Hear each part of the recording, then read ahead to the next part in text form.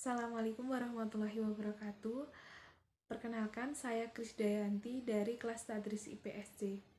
Nah, di sini saya mendapatkan tugas interpretasi sebuah arsip. Dan kemarin saya mengunjungi sebuah kantor arsip yang ada di Ponorogo dan saya mendapatkan sebuah arsip yaitu mengenai Hari Jadi Ponorogo.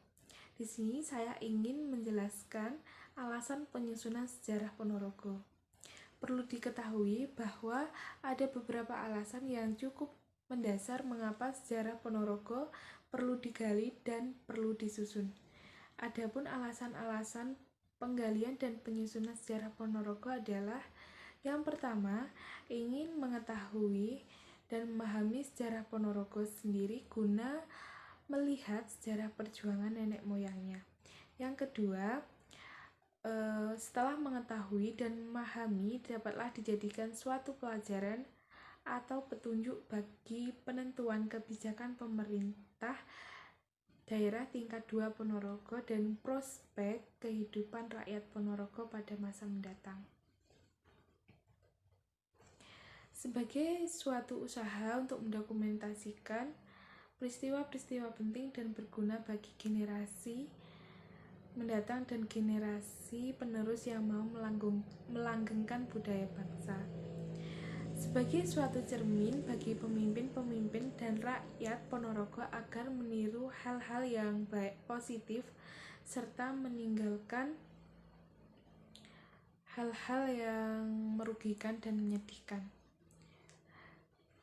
Selanjutnya, sebagai suatu usaha untuk menyingkap mutiara-mutiara yang telah terpendam demi melestarikan dan melanggengkan kepribadian budaya masyarakat Ponorogo. Dengan demikian, jelaslah betapa pentingnya bagi masyarakat perlu digali dan disusun kembali dan untuk disajikan demi masa depan generasi muda agar mereka memiliki cermin generasi sebelumnya. Tujuan penyusunan sejarah Ponorogo itu tradisi dan peninggalan sejarah yang mempunyai nilai perjuangan bangsa, kebangsaan, serta pemanfaatannya tetap dipelihara dan dibina untuk memupuk, memperkaya, dan memberi corak kepada kebudayaan nasional. Hal itu merupakan bagian dari GBHN yang tertuang di dalam ketetapan Majelis Permusyawaratan Rakyat Republik Indonesia nomor 2/MPR/1993. Tujuan ini pun merupakan pancaran dari Undang-Undang Dasar 1945 Pasal 32 yang berbunyi, pemerintah memajukan kebudayaan nasional Indonesia.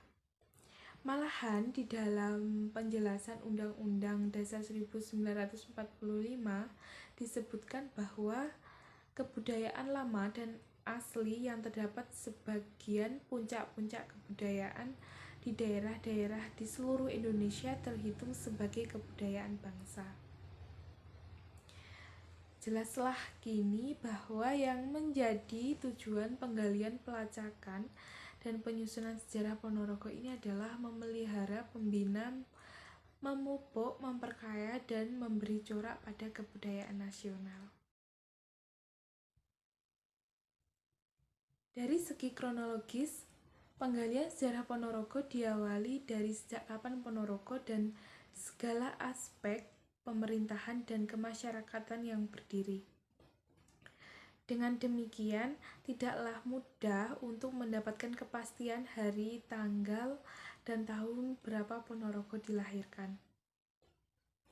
Untuk itulah perlu dicari rekonstruksi periode sejarah yang relevan dan dengan eksistensi Ponorogo berdasarkan keyakinan kultural, data peninggalan sejarah, dan dasar-dasar yang dapat dipertanggungjawabkan, maka tim penyusun materi Hari Jadi Kabupaten Ponorogo dalam melakukan pijakan, pelacakan, pendasaran, dan pengajian cara Ponorogo adalah peninggalan-peninggalan yang berada di sekitar Makom Batara Katong dan peninggalan lain yang ada di Telaga Ngebel serta bukti-bukti yang patut digunakan di wilayah Ponorogo.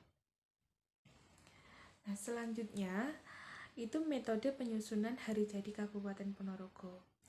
Dalam penyusunan materi hari jadi Kabupaten Ponorogo ini digunakan metode-metode pengumpulan data dan pengolahan data.